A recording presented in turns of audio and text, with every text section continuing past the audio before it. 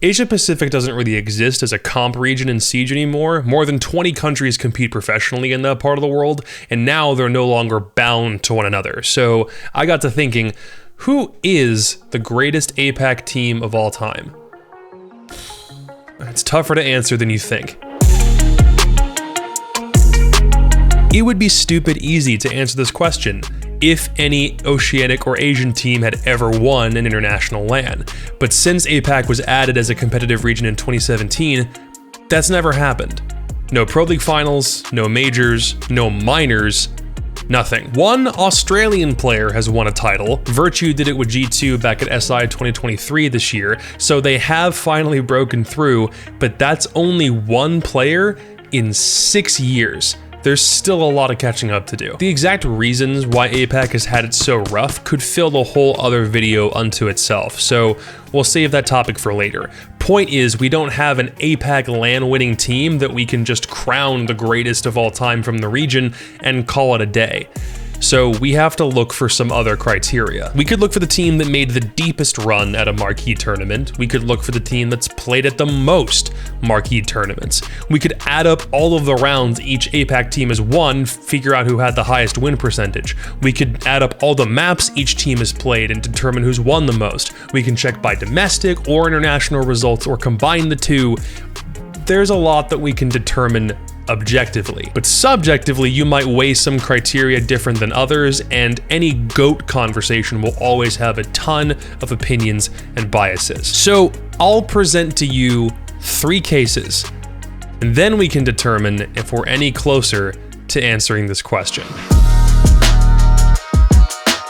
If no APAC team has ever won a LAN, then we can look for the team that's come the closest. No one's ever made a grand final, but a couple of teams have made semis. The first time that happened was the Pro League Season 8 finals in Rio, when both Norarengo and Fnatic won their respective quarterfinals over the North American teams. And yes, this was the Dizgod game. Absolutely bonkers, and no, Dizzle! Coming in from the bathroom, and Dizzle again. Dizzle walking in from the white stairs, and he finds an easy kill. Again, there we go, what? He dives on one, he finds the second!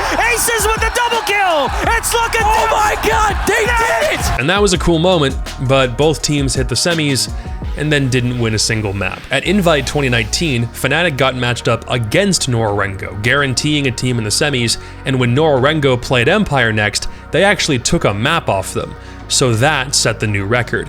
Fnatic did the same against Empire in Milan, but then got 7-0'd on map 3, and Airwolf beat Giants in Tokoname, but couldn't take Dark Zero to map 3.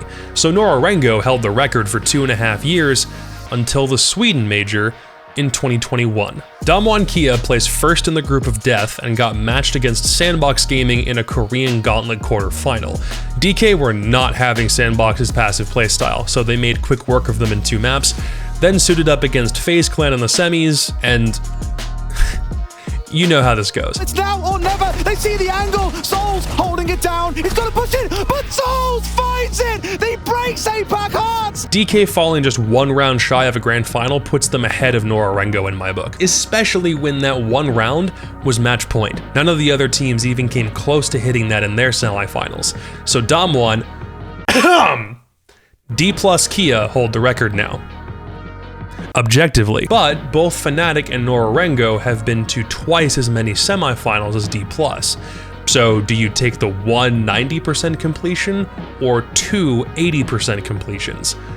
Or do you consider another factor entirely? Like,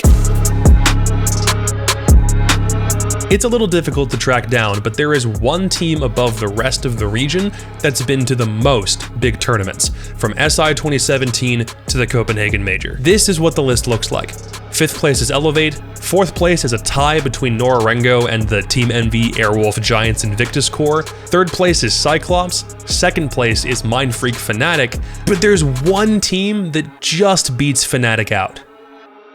Mantis FPS. I mean, Element Mystic. I mean, Cloud9. I mean, Sandbox. Yes, I'm serious. You thought the old Fnatic core going to 8 tournaments was a lot? This team's been to 9. Fucking beat that. This stretches all the way back to the Pro League finals in Sao Paulo in 2017, the first year APAC was officially recognized as a region. Back then they didn't have an org, they were just running under the name Mantis, but later they got picked up by Element Mystic and then went on to the Paris Major. And got dumped a few weeks after that event. But then they just went back to Mantis, qualified for Invite 2019, got picked up by Cloud9 and played for them for 2 years, which happened to include Invite 2021. Got dropped again, went back to Mantis again, signed with Sandbox, and since then have gone to Sweden, SI 2022, Berlin, Jönköping, and Copenhagen. And they'll be the first to hit double digits if they can get to the American Major later in the year. The only constant between all of those appearances is Envy Taylor. He's the only similarity, the only consistent player from front to back. All of his teammates have slowly been replaced. One of his coaches is one of his old teammates, but he has remained throughout. But quarterfinals in Sao Paulo in Sweden is the furthest he's ever gotten.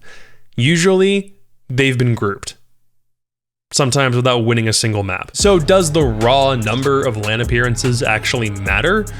I would argue it does, because it indicates a team had to be good enough domestically that many times to win qualification to do something internationally, even if internationally they didn't do jack shit. It's not a perfect measure of domestic performance, but that's all anyone really looks at, because they went to this many LANs and other teams didn't. But the Fnatic core have been to just one less LAN, so do you take the higher number or the slightly lower number with more meaningful appearances? Or do you consider other criteria, like the winning percentage is a stat that pulls no punches. It's a method of determining who had the highest success rate over all of the games that they've played. As an example, winning 2 out of 3 games is a lot different than winning 2 out of 10 games. Same number of wins, drastically different percentage. So I went and collected every team's international map wins and losses. That took an hour. If we consider teams that have been to 3 LANs minimum, the list looks like this. CAG and Sandbox both have 13 wins, but Cyclops has 39 losses compared to Sandbox's 45. Same wins, different percentage. 5th place is Invictus, 4th place is Elevate, 3rd place is Norengo, and 2nd place, less than 1 percentage point above them, is again Fnatic. They've all lost more maps than they've won overall, and there's only one team that has successfully managed to draw even. 1st place is D+.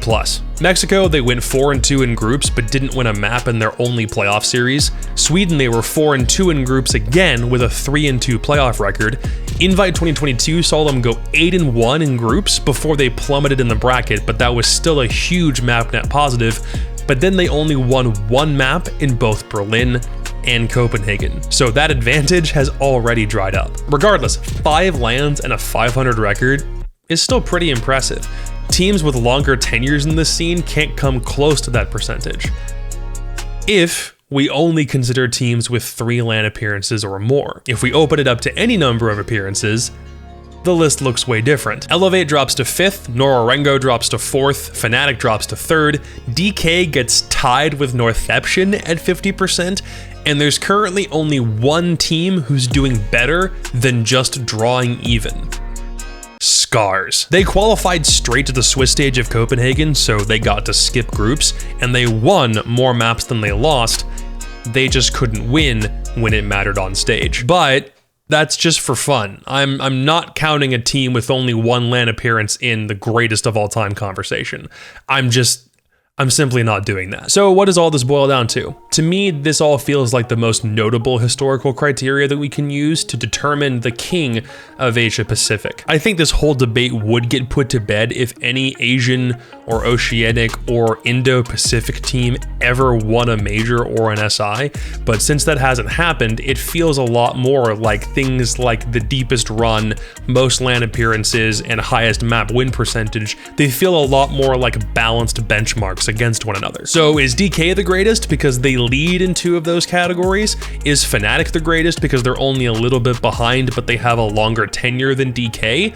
Is Sandbox the greatest of all time because they've been around most often since the birth of APAC Siege? Are any Japanese teams really in the conversation? There aren't that many options to really pick from. But now that we've narrowed things down a bit, personally, I think if you get grouped in 7 straight LANs, that takes an exquisite amount of skill.